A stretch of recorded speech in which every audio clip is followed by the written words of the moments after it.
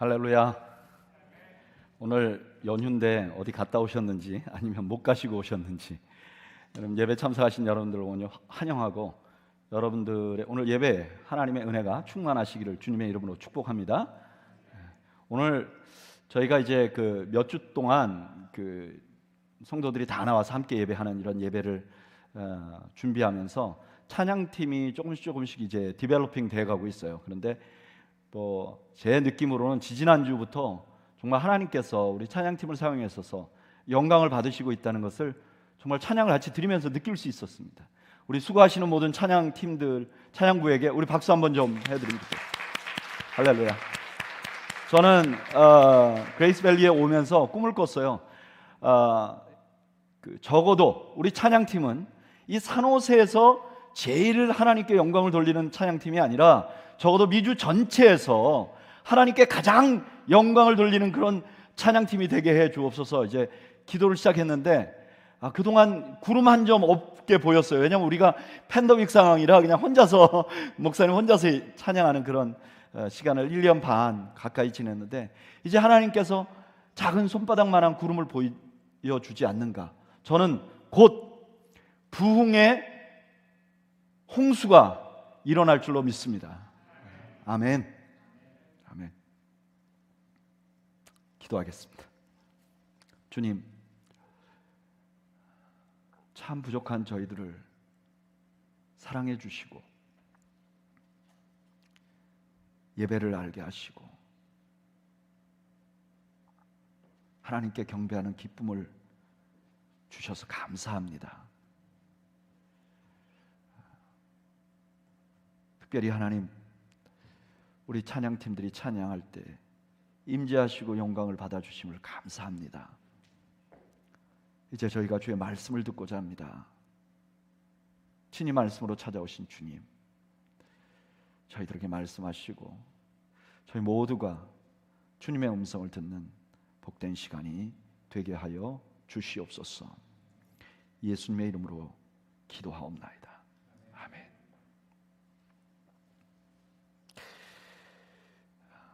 제 선친께서 제가 아주 어렸을 때 가끔 옛날 그 역사 이야기를 해주곤 하셨어요.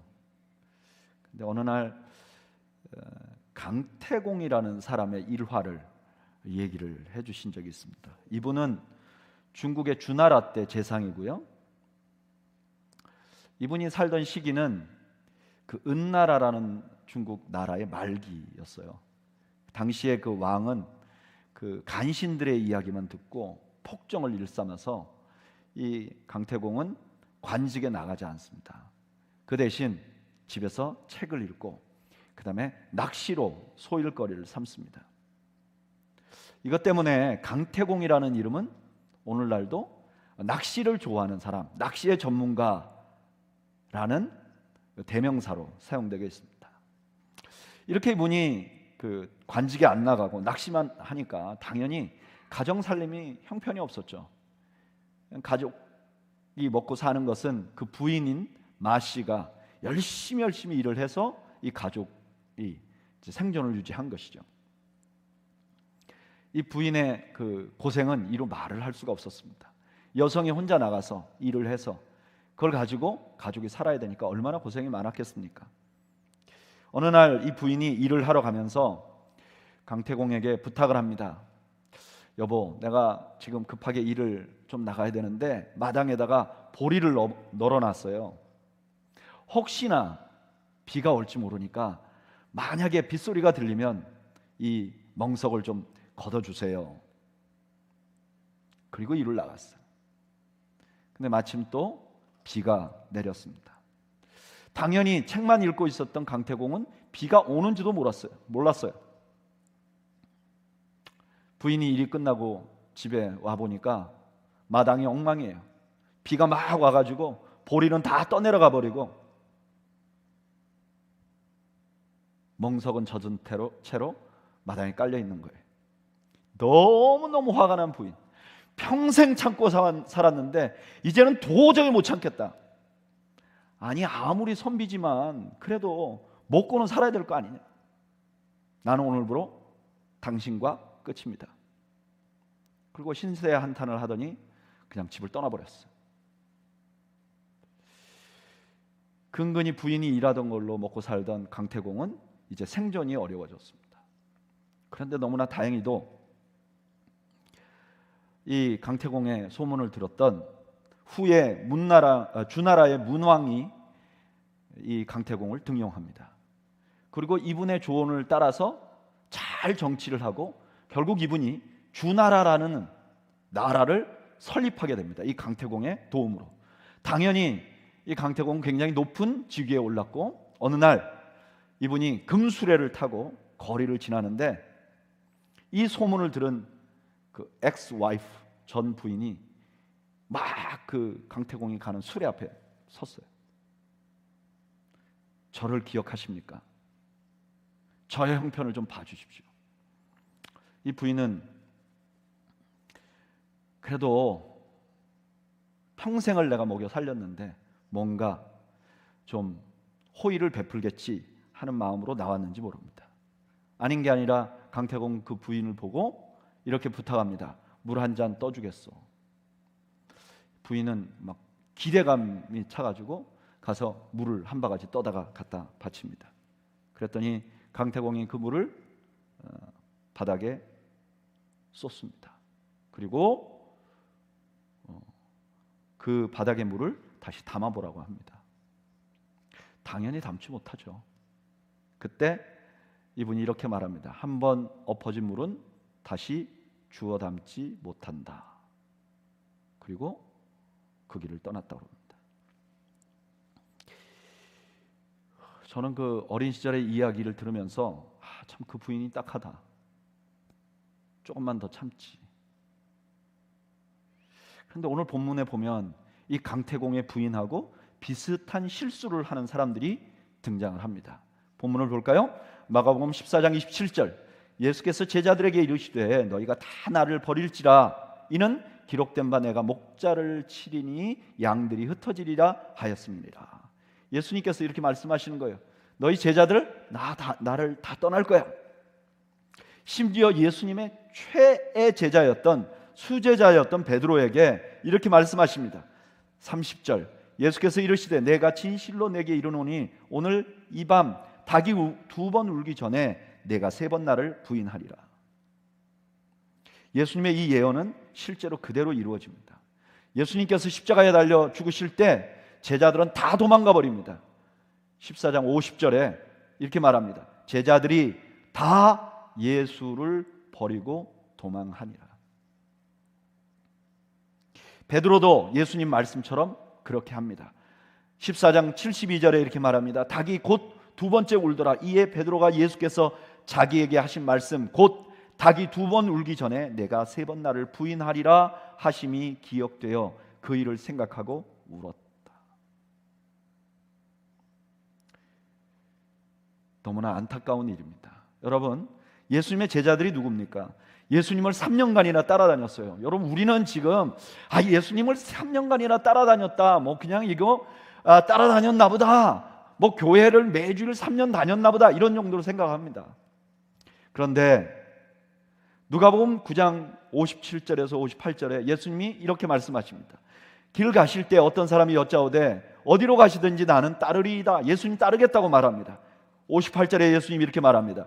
예수께서 이르시되 여우도 굴이 있고 공중에 새도 집이 있을 때 인자는 머리 둘 곳이 없도다 하시고. 여러분, 예수님과 제자들이 다닐 때 예수님은 머리 둘 곳 없었는데 제자들은 호텔에서 자지 않았을 것입니다. 예수님을 따라다니는 순간부터 고생길이 열린 것입니다. 이분들이 원래 가난하던 사람들이 아닙니다. 베드로의 집을 가보면요, 베드로가 굉장히 잘 살았던 사람이에요. 그런데 집도 버리고 다 버리고 예수님을 따라서 고생한 겁니다. 3년 동안. 그런데 모든 사람들에게 환영받은 것이 아닙니다. 종종 이분들은 목숨을 잃을 뻔한 위기에도 처했어요. 요한복음 11장 8절에 이렇게 말합니다. 제자들이 말하되 랍비여 지금도 유대인들이 돌로 치려 하는데 또 그리로 가시려 하나이까. 예수님은 여러 번 이런 목숨이 위험한 위기에 처했습니다. 제자들은 예수님과 함께 3년간 이렇게 고생했는데 예수님이 십자가에 달리실 때 다 배신한 겁니다. 조금만 기다리지, 조금만 더 견디지. 참 딱한 사람들입니다. 이런 관점에서 오늘 본문을 보면 예수님께서 제자들이 배신할 것을 미리 말씀하시는 이 장면이 마치 강태공이 자기를 떠난 부인에게 냉소적으로 이미 엎질러진 물이다 라고 말하는 듯한, 이제 관계를 단절해버리겠다는 듯한 말씀으로 들립니다. 그런데 이 말씀을 조금만 자세히 보면 주님의 말씀은 강태공이 그 부인에게 한 말과는 너무나 다르다는 걸 알게 됩니다. 오히려 예수님께서는 실패할 제자들이 실패할 것은 알았지만, 그러나 실패할 제자들에 대해서 주님은 여전히 기대를 가지고 계시다는 것을 지금 알려주는 말씀인 것입니다. 어떤 기대를 가지고 계신가? 저를 따라 하시죠. 실패가 제자들을 정금같이 만들 것이라는 기대를 가지고 있었습니다.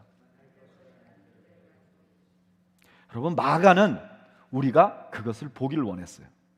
그래서 예수님께서 하신 말씀 뒤에 구약 성경을 인용해서 설명을 합니다. 마가복음 14장 27절 하반절에 이렇게 말합니다. 이는 기록된 바 내가 목자를 치리니 양들이 흩어지리라 하였습니다. 구약 성경 하나를 인용하는 거예요. 근데 이 구약 성경은 스가랴서 13장 7절입니다. 여러분, 구약의 스가랴서라는 성경은 포로에서 돌아온 사람들에게 소망을 주는 말씀이에요. 이스라엘 백성들이 바벨론의 포로로 잡혀갔다가 70년 만에 귀환합니다. 귀환해서 보니까 예루살렘이 또 유대 땅이 엉망이에요.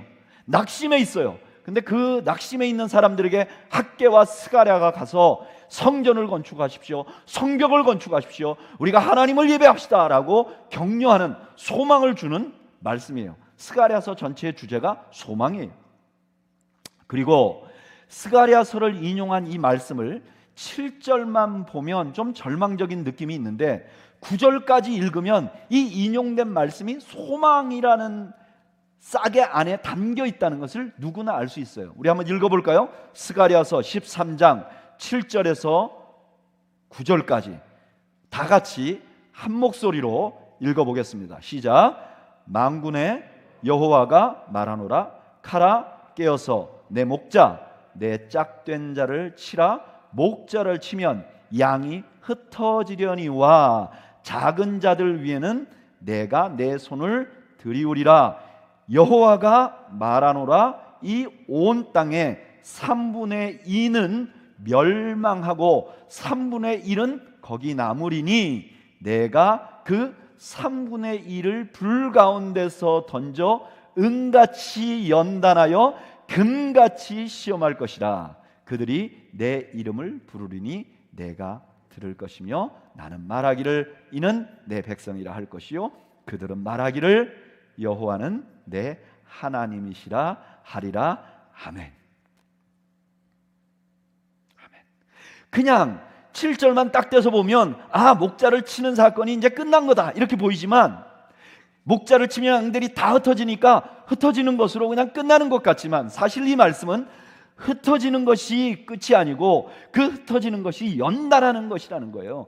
연단해서 이 사람들 정금과 같이 쓰겠다고 하시는 하나님의 기대가 담긴 말씀이에요.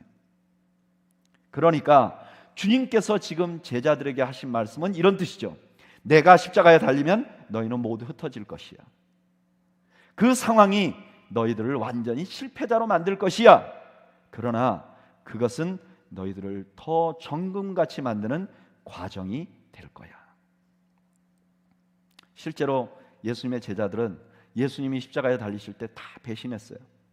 그런데 12명의 제자 가운데 가룟 유다만 제외하고 나머지가 다 주님께 더 신실하게 섬겼고요, 요한만 죽을 것 같은 고난 가운데서 신앙을 지켰고 나머지는 다 순교했어요.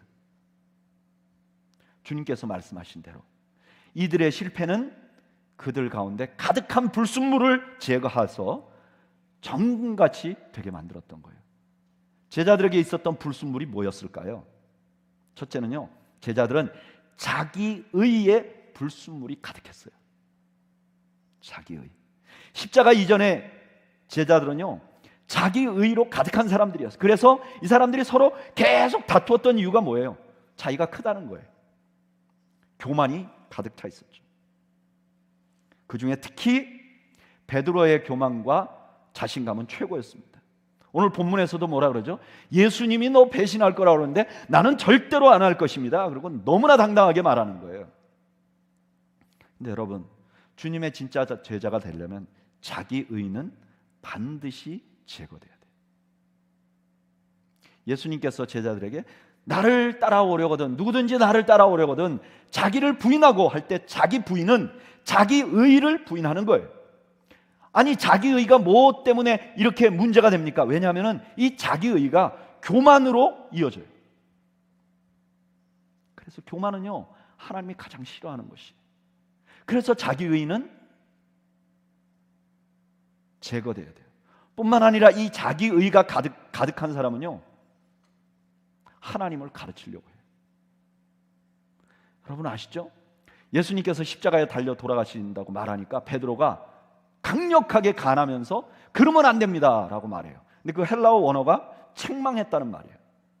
베드로가요, 자기의가 얼마나 가득했으면, 얼마나 교만했으면 예수님이 하는 말도 책망했어요. 자기의는 배우려고 하는 마음을 막아버려요. 상대방의 의견을 듣지 않아요. 심지어 기도할 때도 하나님을 가르치려고 해요. 저는 본의 아니게 성도들의 기도를 들을 때가 있습니다. 제가 들으려고 하는 건 아니고, 제가 오래 남아서 기도하는데 어떤 분이 소리내서 기도하면 제가 들리는 거죠. 근데 제가 어떤 기도를 들으면 마음이 철렁하냐면, 이런 기도를 하는 분들이 있어요. 가끔, 하나님 이건 아니잖아요. 전 그러면 가슴이 철렁해요. 어디다 대고. 내가 기도하는 대상이 누구죠? 하나님인데 이건 아니잖아요.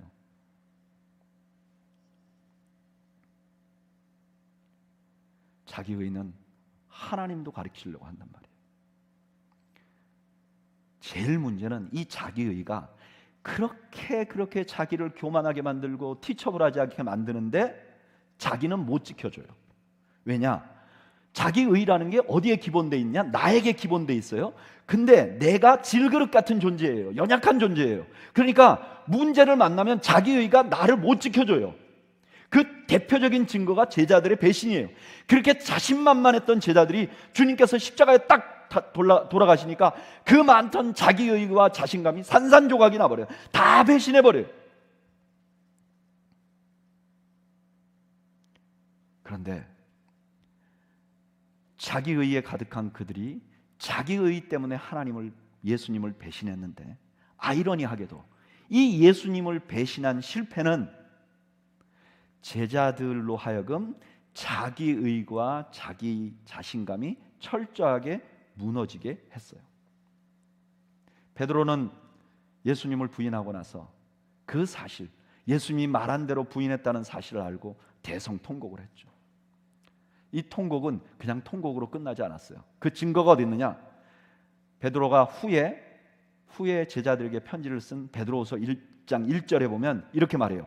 예수 그리스도의 종이며 사도인 시몬 베드로는 우리 하나님과 구주 예수 그리스도의 의를 힘입어 동일하게 보배로운 믿음을 우리와 함께 받은 자들에게 편지하노니.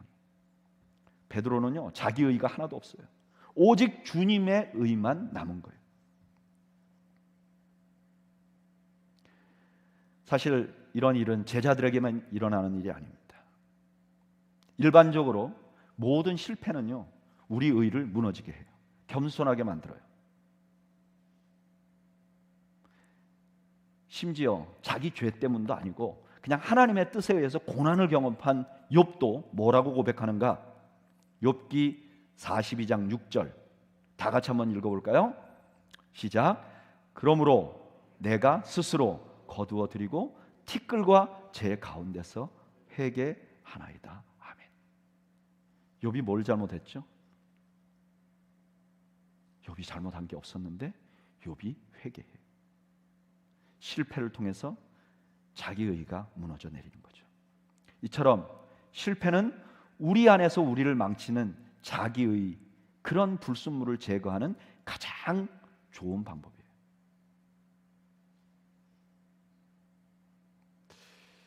그래서 저는 가끔 자기의와 자기 자신감이 가득한 사람을 보면 불안합니다.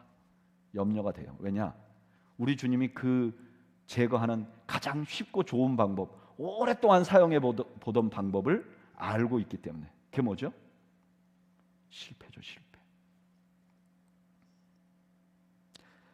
사랑하는 여러분,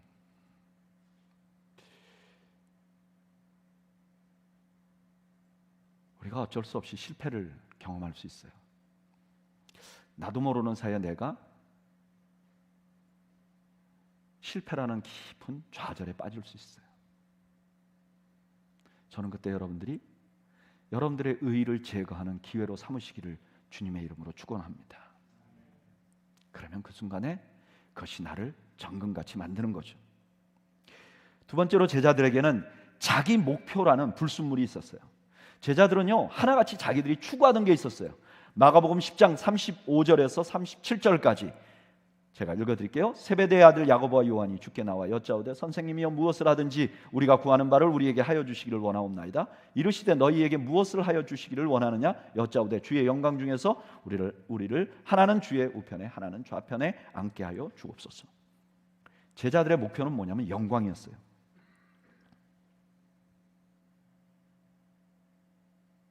제자들과 예수님은 목표가 달랐어요. 여러분, 이게 너무나 큰 문제라는 것을 평소에는 몰라요. 평안할 때는 몰라요. 근데 예수님께서 십자가에 딱 달리니까 다른 꿈을 꾸고 있었던 제자들은 너무 쉽게 배신을 한 거예요. 사실 제자들이 예수님을 배신했던 것은 그들이 다른 꿈이 있었기 때문에 그래요. 자기들의 꿈은 뭐예요?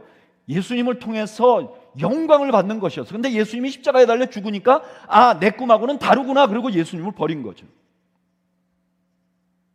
이와 같이 예수님과 주님과 관계없는 우리의 꿈은 우리가 주님으로부터 멀어지게 만듭니다. 제자들은 그것이 주님을 위하는 일이라고 생각을 했어요. 너무나 많은 사람들이 하나님의 뜻과 상관없는 꿈을 자기가 꾸면서 이걸 통해서 하나님께 영광을 돌린다고 착각하는 거예요. 그런데 여러분, 주님이 없는 꿈은 진정한 꿈도 아니고 그 꿈은 우리를 주님으로부터 멀어지게 만들어요. 그것은 무엇을 꿈꾸든지. 그런데 아이러니하게도 자기들이 꾸었던 그 꿈은 예수님으로부터 자기를 멀어지게 했는데 그 꿈이 무너지는 실패는 자기들이 바라보던 것이 얼마나 허무한 건가를 알고 자기들이 바라보던 것의 본질을 보게 되고 그 다음에 그 눈을 주님이 바라보던데 같은 것을 바라보도록 만들어주는 축복이 되는 거예요. 그러니까 꿈을 꾸는 것이 축복인 것 같지만 진짜 축복은 그 꿈의 본질을 보고 실패하는 게 진짜 축복이었다는 거예요. 그래서 베드로후서 3장 13절에 베드로가 이렇게 말해요. 우리는 그의 약속대로 의가 있는 곳인 새 하늘과 새 땅을 바라보도다. 아멘. 베드로는요, 이 이후에 자기가 꿈꾸던 거 다 버려요. 예수님이 꿈꿨던 그것을 같이 바라보는 거예요. 바울도 이와 비슷한 과정을 지나갔어요. 빌립보서 3장 7절 이하에 이렇게 말해요. 그러나 무엇이든지 내게 유익하던 것을 내가 그리스도를 위하여 다 해로 여길 뿐더러 또한 모든 것을 해로 여김은 내 주 그리스도 예수를 아는 지식이 가장 고상하기 때문이라. 내가 그를 위하여 모든 것을 잃어버리고 배설물로 여김은 그리스도를 얻고. 원래 이 사도 바울의 꿈은 뭐였냐면은 예수 믿는 사람들을 잡아 죽이는 것이었어요. 그게 하나님이 기뻐하는 일이라고 생각했어요. 그게 꿈이었어요. 근데 다메섹으로 가는 길에서 예수님을 만나고 눈이 멀어버려요. 자신이 수행해야 될 일을 실패한 거죠. 그런데 이 실패 때문에 사도 바울은 가장 고상한 것을 발견하게 되었다는 거예요. 여러분, 이것은 하나님께서 오랫동안 그의 백성들을 다루는 방법이었어요.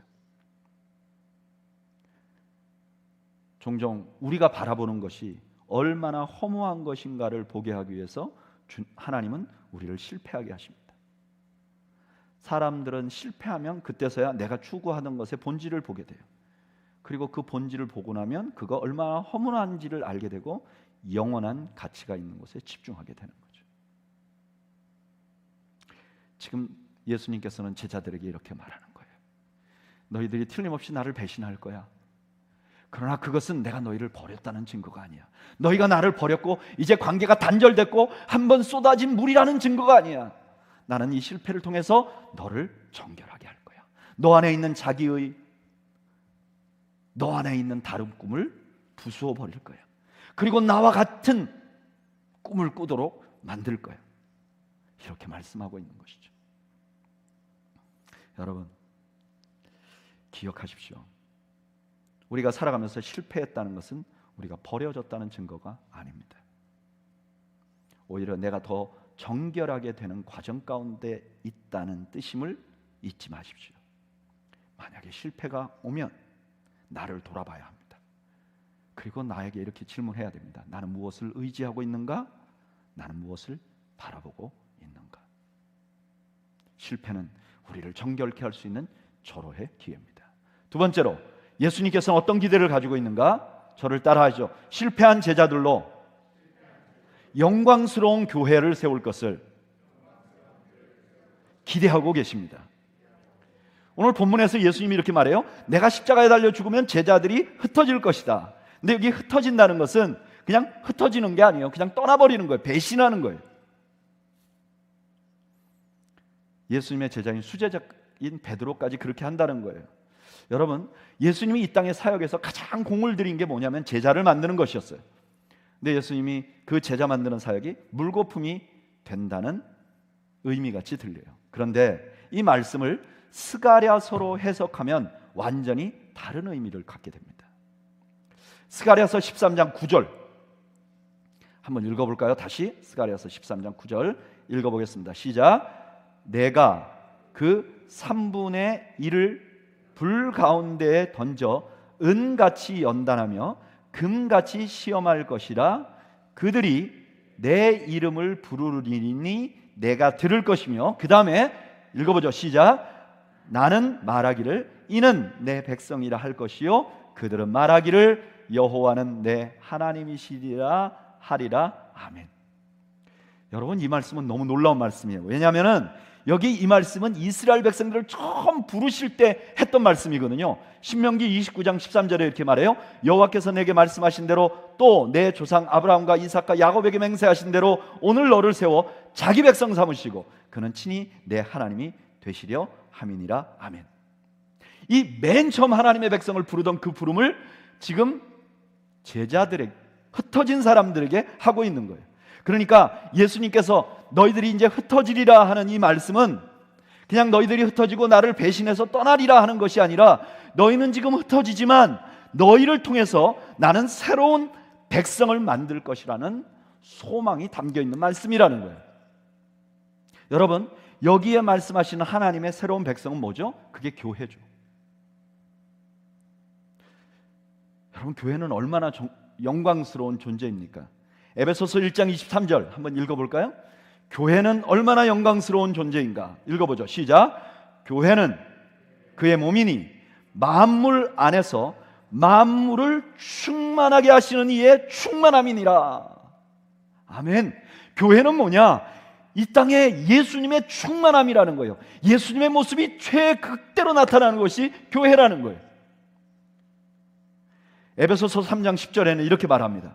읽어보죠. 시작. 이는 이제 교회로 말미암아 하늘에 있는 통치자들과 권세들에게 하나님의 각종 지혜를 알게 하려 하심이니, 하늘에 있는 자들이나 이 세상의 최고 똑똑한 사람들도 알지 못하는 진리를 교회가 전해준다는 거예요. 교회는 엄청난 것입니다. 그런데 이 엄청난 교회를 누구를 통해서 만드느냐? 흩어져 두려워 흩어져 버리고 실패한 그들을 통해서 만들겠다는 거예요. 예수님은 실제로 이렇게 하셨습니다. 오늘 본문에 보면 뭐라 그래요? 28절에 그러나 내가 살아난 후에는 너희보다 먼저 갈릴리로 가리라. 예수님이 갈릴리로 가겠다고 약속하셨어요. 그리고 실제로 갈릴리로 가셨어요. 뭘 하셨죠? 갈릴리에서 예수님을 배반하고 떠난 제자들을 만났어요. 그리고 예수님께서 제자들에게 너 왜 그렇게 잘못했니? 왜 그때 너 배신했니? 내가 너 그때 경고해줬잖아. 왜 그 경고를 듣지 않고 배신했느냐 말이야. 이렇게 묻지 않았다는 말이에요.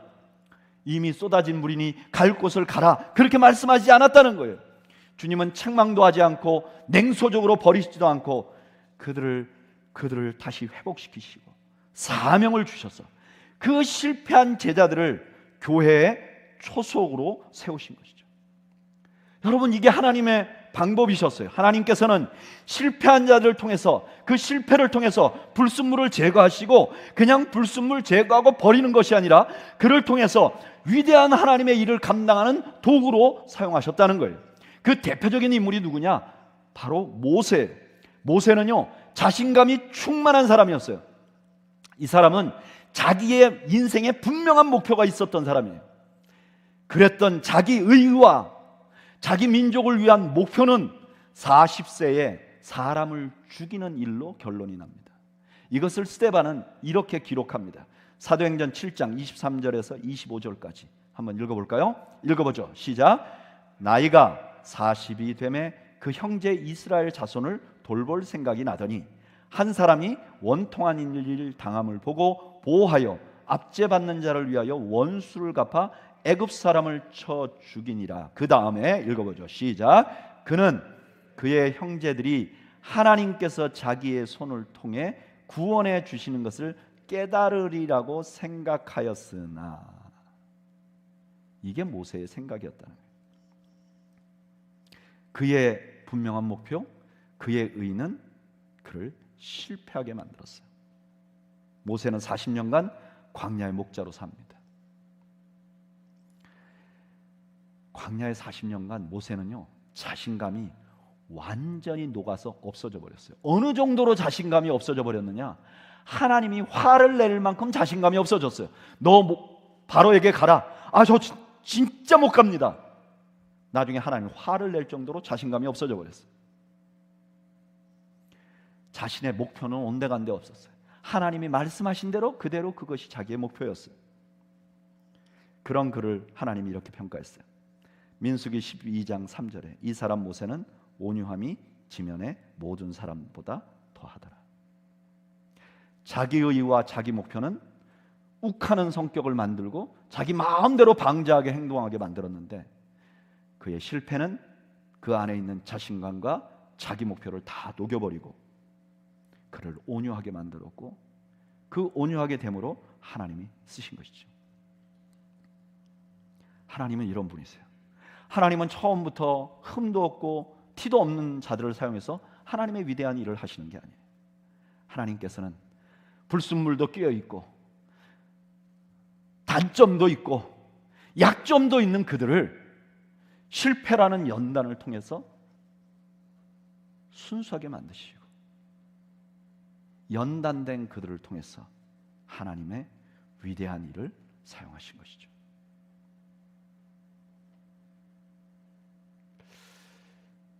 저는 이 설교를 준비하면서 제 돌아가신 아버님이 자꾸 생각이 나더라고요. 저희 아버님은 아주 시골에서 태어났고 시골 부잣집 아들이었어요. 모두에게 부러움을 받았고 그 촌에서 고등학교도 졸업하고 대학도 졸업하고, 그러니까 옆에 사람들이 막 충동질을 하니까 내가 굉장히 훌륭한 사람이구나 이렇게 생각해서 정치계도 좀 나가시고 직장 생활도 하시고 또 사업도 하시고, 고등학교 다닐 때 예수님을 만나서 예수님 열심히 섬겼는데 뭐가 좀 잘 되니까 주님 떠났죠. 자기 의와 자기 욕심. 40대 초반에 하시던 사업이 잘 안 되셔서 실패하시고, 주변의 친구들과 도와줄 사람들 찾아갔는데 일이 잘 안 되시고, 그만 낙담하셔서 술을 많이 드셔서 건강을 해치셨어요. 누가 봐도 저분은 실패했구나. 바로 그때 아버님이 본인이 어렸을 때 다녔던 주님 앞에 돌아오게 되고, 아버지의 그 변화된 모습을, 그렇게 변화된 모습을 보이시고 회복해서 부자가 다시 되셨으면 좋겠지만 돌아가셨어요. 그리고 아버지의 인생은 끝난 건 줄 알았어요. 근데 그 집에 큰아들이 하나 있었는데 이 아들이 그 아버지를 보고 있었던 거죠. 아, 하나님은 절대로 버리지 않는구나. 하나님은 실패해도 버리지 않고 기다려주시고 정결케 하신 후에 데려가시는구나. 저런 분이라면 나도 내 인생 맡겨도 되지 않을까? 그렇게 해서 한국의 최고의 신학대학을 들어가게 된 거죠. 자기의. 여러분, 우리는 살아가면서 어쩔 수 없이 실패를 경험하게 됩니다. 후회하는 일을 하게 돼 있어요. 왜 나한테 이런 일이, 그런 일을 지나갈 때가 있어요. 버림받은 증거가 아님을 기억하시기 바랍니다. 하나님께서 우리를 정결하게 하시는 과정임을 믿으시기를 바랍니다. 그리고 나를 향해서 기대를 가지고 계시다는 것을 믿으시기를 바랍니다. 저는 설교를 마무리하면서 우리 교회를 생각해 보았습니다. 그레이스 밸리 교회. 어쩌면 이 자리에 모인 많은 사람들은 좋은 교회를 세워보려고 하는 그런 마음에 실패한 사람들인지도 모릅니다. 해봤더니 잘 안 됐어.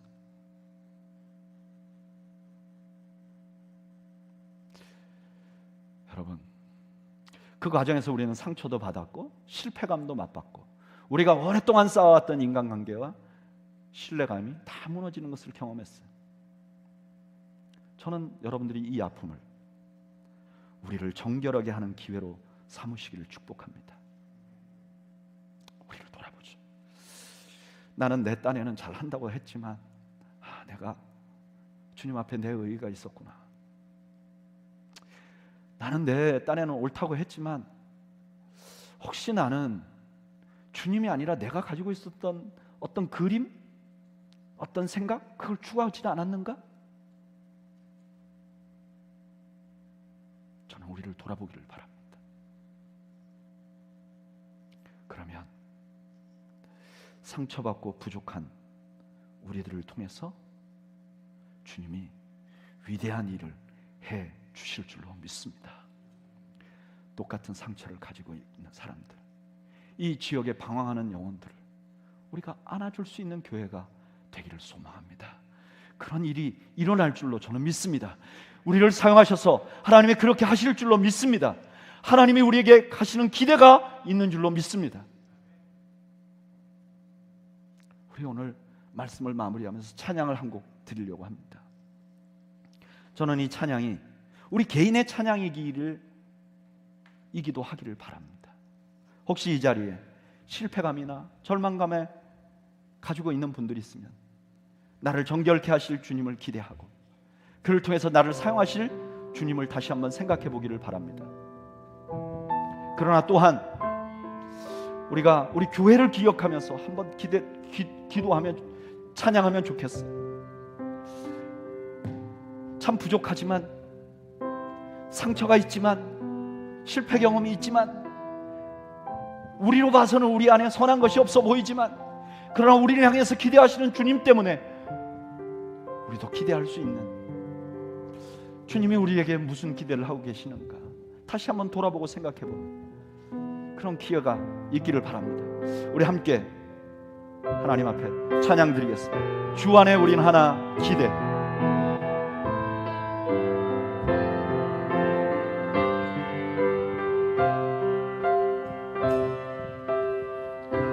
주 안에 우린 하나, 모습은 달라도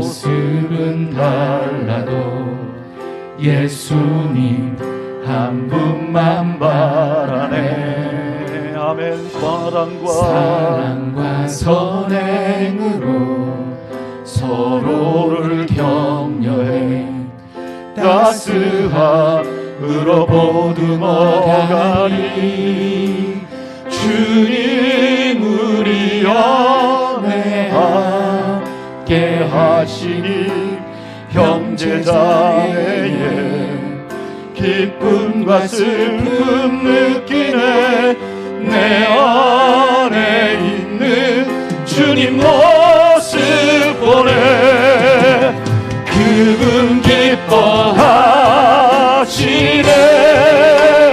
아멘 아멘 아멘. 주님 우리 통해 계획하시니 부족한 입술로 찬양하게 하시니. 주님 우리를 통해 계획하신 너를 통해 하실 일 기대. 다시 한번 하겠습니다. 주 안에 우린 하나. 주 안에 우린 하나. 모습은 달라도 예수님 한 분만 바라네. 아멘. 사랑과 선행으로 서로를 격려해 따스함으로 보듬어가리. 주님 우리 안에 함께 하시니 형제자매의 기쁨과 슬픔 느끼네. 내 안에 있는 주님 모습 보네. 주님 기뻐하시네. 아멘 아멘.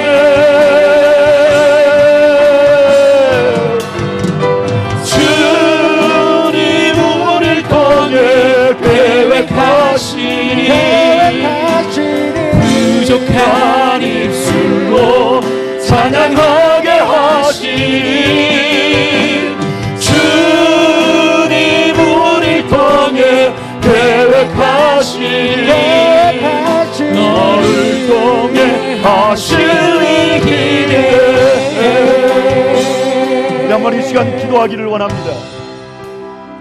오늘 혹시 나온 여러분들 중에서 내 상황 때문에 낙심하거나 실패했다고 생각하시는 분들이 있으시고, 우리가 주님 앞에 우리를 돌아봅시다. 그리고 주님이 아직도 나를 버리지 않을 것이라는 확신을 가지고 우리가 주님의 기대를 바라보며 다시 한번 힘을 내시기를 바랍니다. 또한 우리 교회를 위해서 한번 기도합시다. 정말 우리는 어쩌면 모습이 다른 사람들이 모여 있을지도 모릅니다. 우리는 누구도 훌륭하지 못할지도 모릅니다. 우리 자신이 우리에게 기대하기는 너무나 모자랄지 모릅니다. 그러나 아직도 우리를 위하여 기대하시는 주님 때문에 그 주님의 기대를 보면서, 그 주님이 우리를 통해서 하실 일을 기대하면서, 우리 하나님, 우리가 우리 교회를 주님 기뻐하시는 교회로 만들 수 있도록 도와달라고 우리 합심해서 함께 기도하겠습니다. 우리 다 함께 기도하겠습니다. 하나님 우리 아버지, 하나님 우리 아버지, 하나님 우리 아버지, 하나님 우리 아버지, 저희들에게 은혜를 주심을 감사합니다. 아버지 하나님, 아버지 하나님이, 아버지 하나님이여, 실패자들을 버리지 아니하시고 아버지 그 실패를 통하여 정결케 하시는 아버지, 아버지 실패한 자들을 버리지 아니하시고 그 실패한 자들을 사용하셔서 교회를 세워오신 아버지, 아버지께서 우리에게 기대를 가지고 계신 줄 믿습니다. 아버지께서 우리에게 여전히 기대를 가지고 계신 줄 믿습니다. 우리가 우리를 돌아볼 때 부족하기 그지없습니다. 연약하기 그지없습니다. 우리에게 선한 것이 없습니다. 그러나 하나님이 아직도 기대하시는 것 때문에 우리가 그 하나님 때문에 기대를 합니다. 우리의 내일을 기대합니다. 우리의 다음 주를 기대합니다. 우리의 다음 해를 기대합니다. 아버지, 우리의 기대가 우리에게 있지 않음을 고백합니다. 우리를 통하여, 낙심하고 실패한 자들을 통하여 하나님의 위대한 일을 만들어 오신 주여, 저희들을 사용하시옵소서. 하나님, 하나님의 기대에 우리가 우리의 기대를 맞추어 내게 하시고 하나님의 기대 때문에 새롭게 힘을 낼 수 있도록 하나님 우리를 붙들어 주시고 우리를 긍휼히 여겨 주옵소서.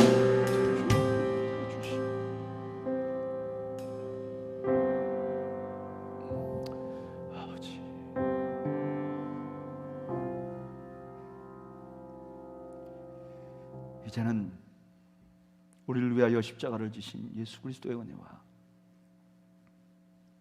그 아들을 보내주신 하나님 우리 아버지의 그 만극하신 사랑과 성령님의 함께 하시는, 동행하시고 또 깨닫게 하시는 역사가 우리에게는 소망이 없지만 실패한 자들을 버리지 아니하시고 그 실패를 통하여 정결케 하시며 그들에게 기대를 가지고 계시는 하나님의 기대를 바라보고 또한 일어나 주님 그 기대에 우리의 기대를 맞추기로 결단하는 주의 백성들 머리머리 위와 저들의 가정과 생업 위에 지금으로부터 영원 무궁토록 함께 있을지어다. 아멘.